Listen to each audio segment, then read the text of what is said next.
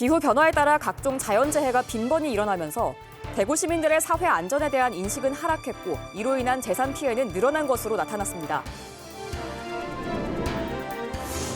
달성군이 가창면과 화원읍 또는 옥포읍을 연결하는 도로 개설을 추진합니다. 이제 막 용역을 발주한 상태이지만 외딴 섬, 가창면 주민을 위한 사업을 추진한다는 데 의미가 있는 것으로 평가받고 있습니다.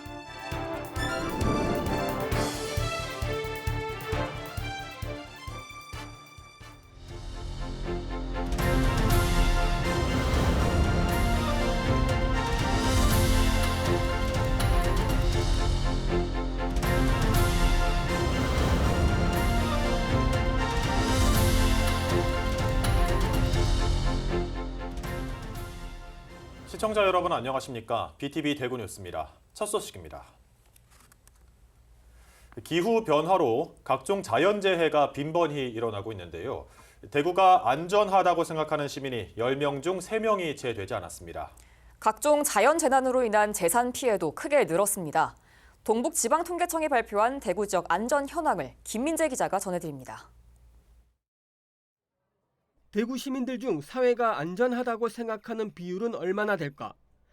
동북지방통계청 분석 결과 사회 안전에 대한 인식도는 지난해 기준 24.6%에 그쳐 2년 전에 비해 5.5%포인트나 떨어졌습니다. 2년마다 조사하는 사회 안전 인식도는 지난 2018년 이후 처음으로 큰 폭으로 떨어졌습니다. 사회의 가장 큰 불안 요인이 무엇이냐는 물음에는 경제적 위험이 가장 많았고 범죄와 신종 질병, 국가 안보 순이었습니다. 지난 2023년 기준 자연재난으로 인한 피해액은 107억 6천만 원으로 1년 전에 비해 크게 뛰었습니다. 2023년 지역을 강타한 태풍 카눈의 영향인 것으로 풀이됩니다.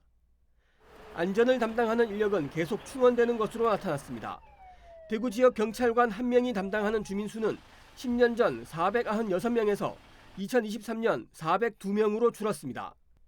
소방관은 1명당 797명, 구조구급대원은 2,814명으로 10년 전에 비해 거의 절반 수준으로 감소했습니다. 의료기관 병상 수는 인구 1,000명당 17.1개로 10년 전에 비해 2.6개 늘었습니다. 전국 평균인 13.8개보다 더 높은 수준입니다. 동북지방통계청이 최근 기후변화로 인한 자연재해 등 각종 재난이 지속적으로 발생하는 상황에서 재난 대응력을 높이고자 재난 안전 중심의 12개 지표를 분석한 결과입니다. BTV 뉴스 김민재입니다. 가창면은 달성군의 9개 읍면 가운데 외딴 섬처럼 혼자 뚝 떨어져 있습니다. 달성군의 다른 읍면과는 높은 산으로 가로막혀 있어서 사실상 수성구와 더 가까운 게 현실인데요. 2년 전 가창면의 수성구 편입이 무산되면서 달성군은 가창면 주민들을 달래기 위해 연결도로 신설을 약속했는데 이제 막 사업 추진을 위한 행정 절차 첫 발을 내디뎠습니다. 천희열 기자가 취재했습니다. 가창면은 지리적으로 인근 달성군의 다른 읍면과 단절돼 있습니다. 남쪽으로는 해발 1,083m의 비슬산 자락과 북쪽으로는 해발 793m의 청룡산 자락이 험준한 산세를 구축하고 있어 양 지역을 연결하는 도로조차 없습니다. 이 지역 주민들은 군청에 볼 일이라도 있으면 수성구, 남구, 달서구를 차례로 거쳐가야 하는 불편을 감수해야 합니다. 비교적 수성구와 가까운 곳에 위치한 행정복지센터에서 달성군청까지는 21km, 자가용 차량으로 35분이 소요되는 반면 가장 먼 우록 1리에서 달성군청까지는 1시간 넘게 차를 타고 가야 합니다. 제일 어려운 문제는 혹시나 경찰서에 갈 일이 있으면 현풍까지 가야 됩니다. 그러면 현풍까지는 거리가 거의 1시간 이상을 소요시켜야 도착할 수 있습니다.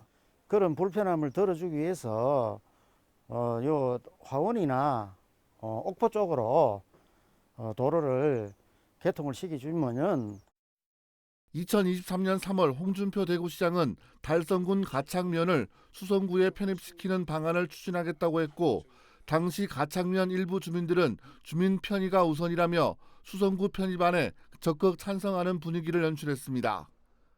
그러나 달성군 의회가 편입 반대 성명을 발표했고 결정권을 쥔 대구시의회도 편입안을 부결시키며 가창면의 수성구 편입은 또 한 번 무산됐습니다. 달성군은 시리에 빠진 가창면 주민들을 달래기 위해 여러 가지 당근책을 내놓았습니다. 면사무소 리모델링을 통해서 어떤 문화 거점 공간, 지금 법정 문화도시가 저희가 선정된 만큼 가창면, 가창곤역, 법정 문화도시 플랫폼을 그 지역에 만들어서 저희가 용계동 도시재생도 병행해서 해나갈 생각이고.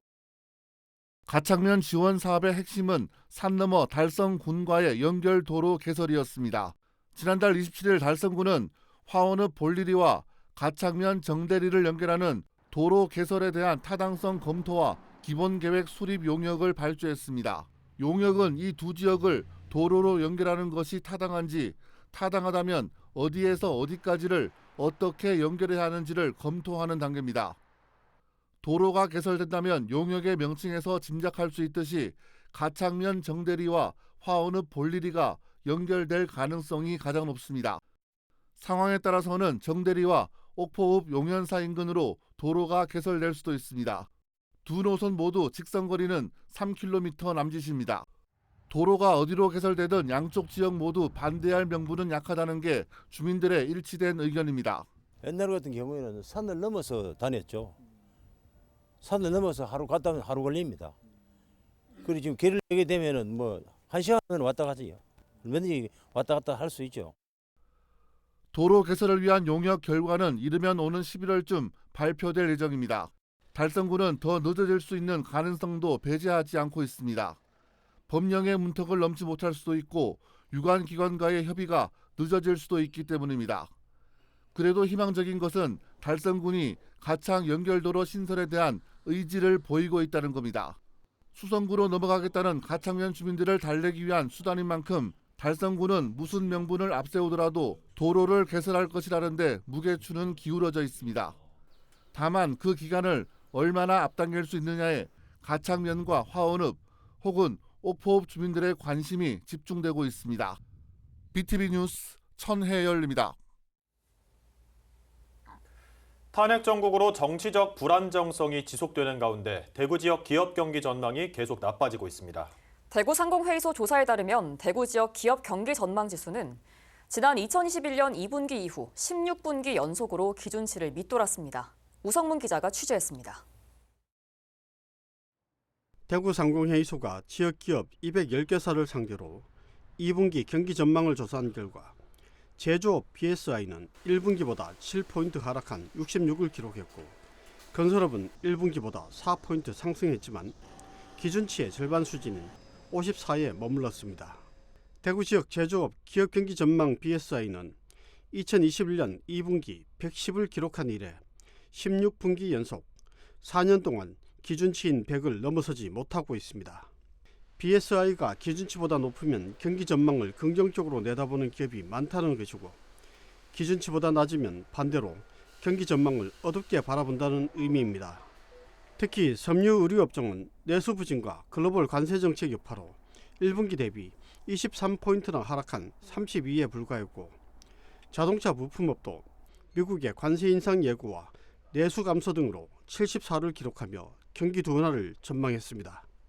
제조업을 수출기업과 내수기업으로 나눠보니 수출기업은 미국의 관세 정책과 중국, 유럽 등 주요국의 경기 부진으로 1분기 대비 32포인트나 하락한 56으로 나타난 반면 내수기업 BSI는 3포인트 상승한 70으로 집계됐습니다.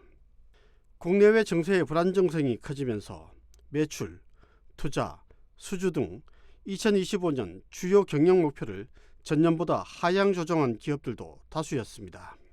또 상반기 사업 실적에 영향을 미칠 주요 리스크로는 내수 경기 부진이라는 응답이 61.9%로 가장 많았고 트럼프발 관세 정책 40%, 원부자재 가격 상승 28.6%, 국내 정치 불확실성 27.1% 순으로 나타났습니다.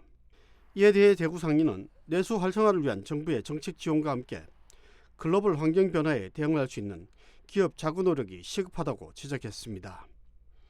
BTV 뉴스 우성문입니다.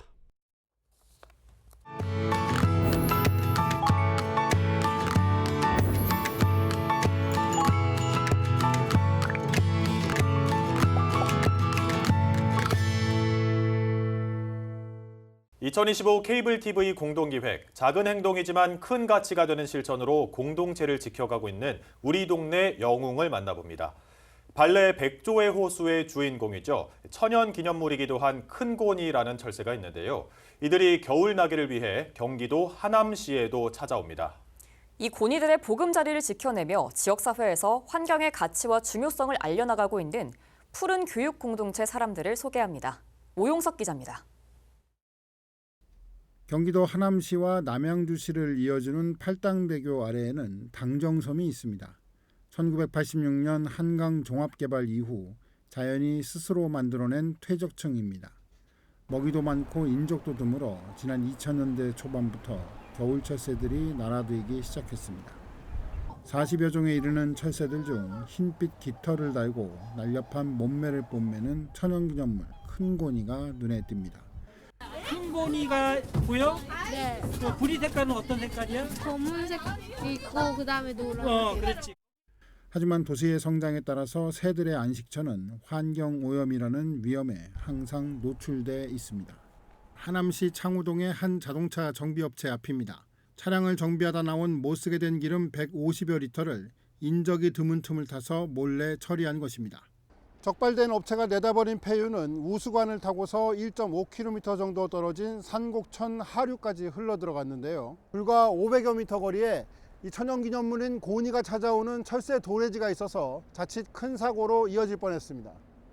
큰 고니를 비롯한 겨울 철새들을 보호하고 서식지를 지켜내기 위해서 시민단체인 푸른교육 공동체가 활동에 나선 건 지난 2002년부터였습니다.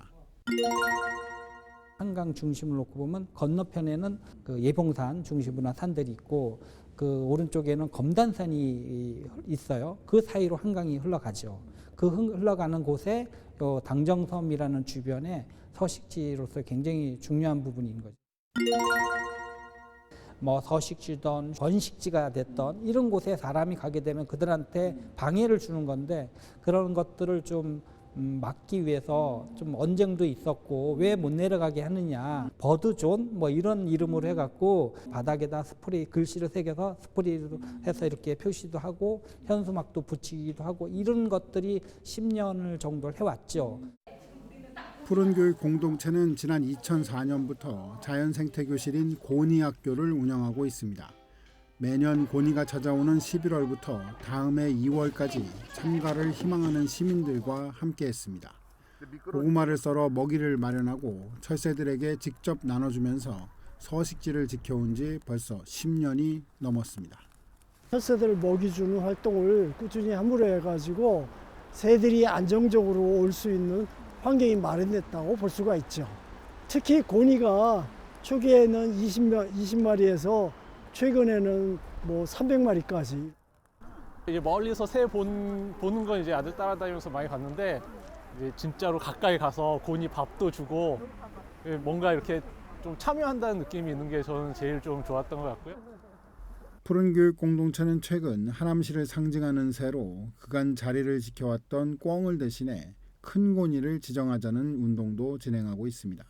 한강 일대에서 유일하게 저희가 근접한 거리로 이제 볼 수 있는 곳이고요. 청정하남의 브랜드 가치를 높일 수 있는 것과 기후위기 시대의 생태계를 좀 보존하기 위해서라도 큰 고니를 지정하는 게 맞다고 생각합니다.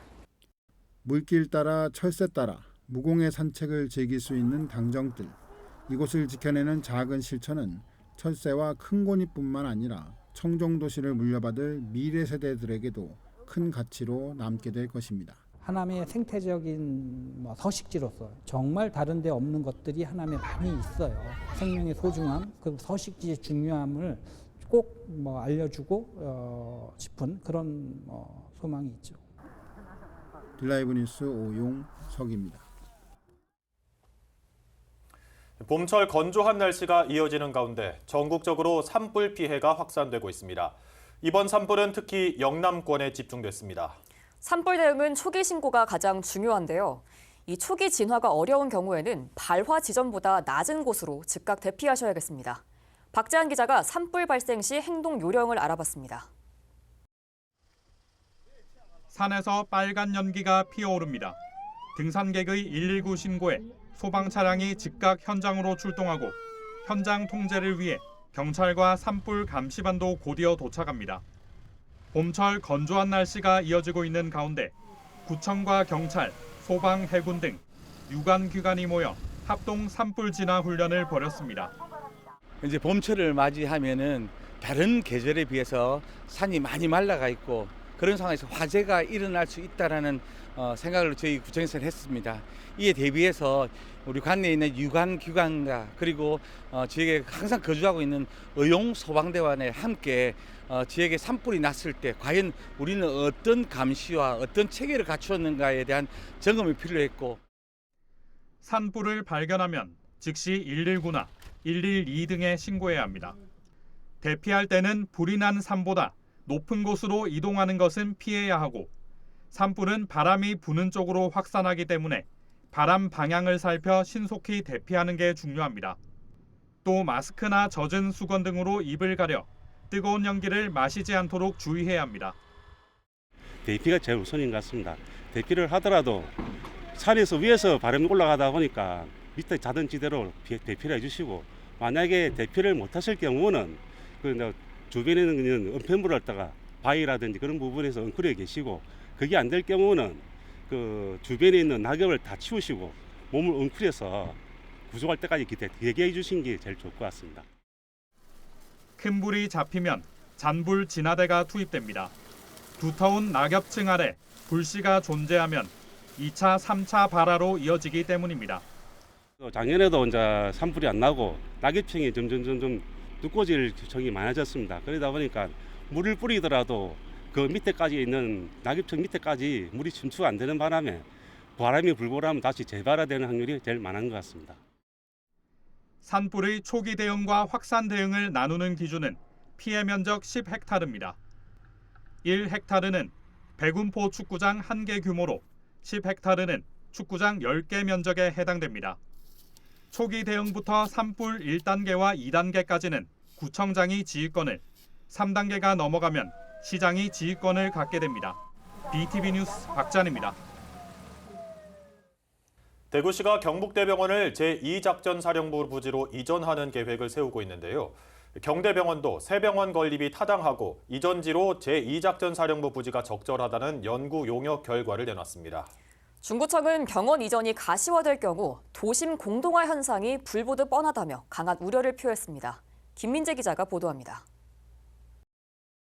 대구 중구에 있는 경북대 병원은 시설은 낙후된 데다 부지는 좁고 병상당 면적은 전국 국립대 병원 중 최하위 수준입니다. 거점 국립대 병원으로 환자는 밀려들고 있지만 노후화된 시설로 인해 뚜렷한 한계에 직면하고 있습니다. 최근 3년간 시설 보수 비용만 300억 원이 들었습니다. 경북대 병원이 새 병원 건립 필요성을 놓고 연구 용역을 진행한 이유입니다. 용역 결과 경북대 병원은 새 병원 건립이 적합한 것으로 나타났다고 밝혔습니다.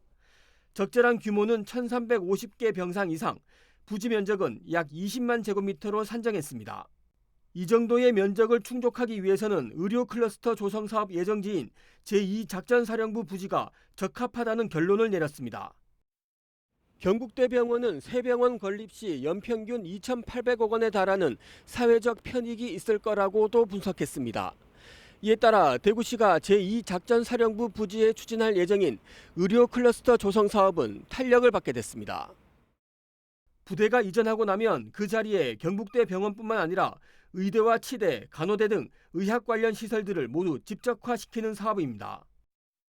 경북대학교 병원, 경북대학교 의과, 치과, 간호대학과 연계하여 의료 분야 기업과 연구소 등을 집적한 산학연 병원 종합 의료 클러스터를 국가 재정 사업으로 추진하겠습니다. 글로벌 의료 연구기관을 유치하여 우리 시가 대한민국 의료 산업을 선도하는 거점 도시로 자리매김할 수 있도록 하고, 대구시의 경북대 병원 이전 계획에 이어 경북대 병원에서마저 이전이 적절하다는 결론을 내리자 중구청은 크게 곤혹스러운 분위기입니다. 병원이 이전하고 나면 일대 도심 공동화 현상은 불을 보듯 뻔할 거라는 우려 때문입니다. 또한 경북대 병원이 문화재이기 때문에 후적지 개발이 쉽지 않다는 점도 고민거리입니다. 예의를 봐서는 우리만 너무 고집할 수는 없고 경대병원 자체는 응급의료센터만 존치해도 괜찮다고. 경대병원 자체가 여기 역사와 전통이 있고 응급의료센터도 있고 그다음에 서민들의 접근성, 대구 시민의 접근성이 있는 경대병원을 송두리째 옮겨간다 하는 건 말도 안 되는 일이에요. 중구청은 병원이 떠나면 연간 9억 7천만 원의 세수가 줄어들 것으로 보고 있습니다. 이에 대해 대구시는 경북대병원 후적지 개발에 중구청과 주민 그리고 교육부 등 중앙부처와 포괄적이고 심도 있는 논의를 거쳐 마련하겠다고 밝혔습니다. BTV 뉴스 김민재입니다.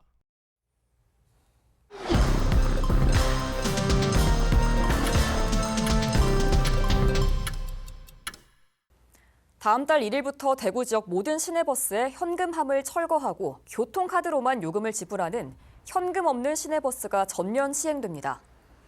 대구시는 현금 확인과 거스름돈 반환에 따른 운행시간 지연과 연간 8억 원이 넘는 현금 수입금 관리 비용을 줄이기 위해서 제도를 시행한다고 밝혔습니다.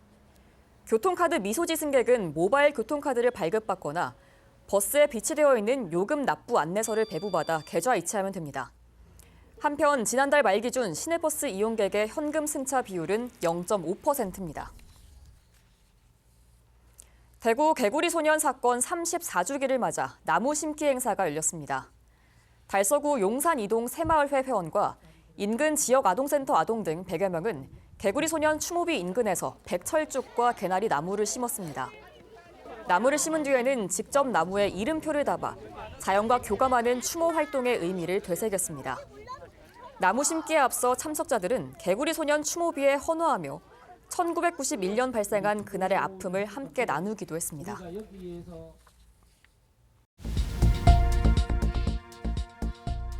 달성군이 부동산 민원 상담 관제를 운영합니다. 다음 달부터 매매와 임대차 계약 등 부동산 거래에 대한 상담이 무료로 이루어집니다.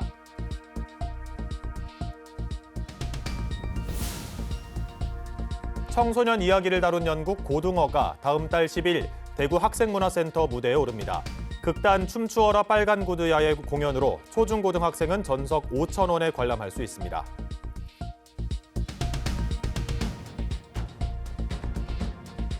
대구교통공사가 신서혁신도시와 수성알파시티, 팔공산 일대 등에서 수요 응답형으로 운영하고 있는 대구 DRT의 브랜드명을 찾기 위해 다음 달 13일까지 공모전을 엽니다. 공사는 심사를 거쳐 총 3개의 브랜드명을 선정해 상금을 지급할 예정입니다.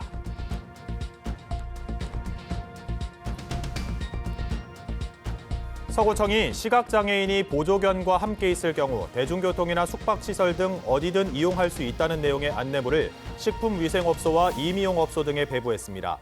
홍보물에는 보조견을 동반한 장애인 출입 거부 시 최대 300만 원의 과태료가 부과된다는 점이 기재돼 있습니다.